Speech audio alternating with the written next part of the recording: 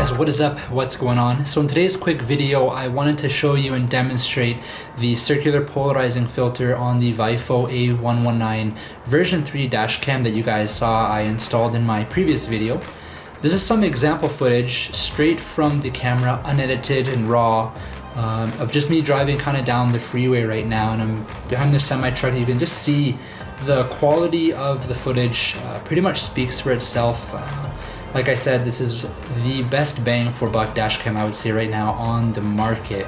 And as I'm approaching right now, just pay special attention to kind of like the lower half of the screen. I'm going to remove the circular polarizing filter.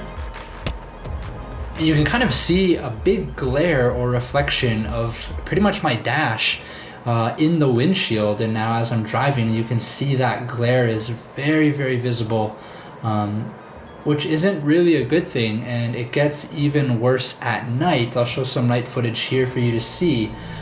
This is without the circular polarizing filter on the Viofo lens.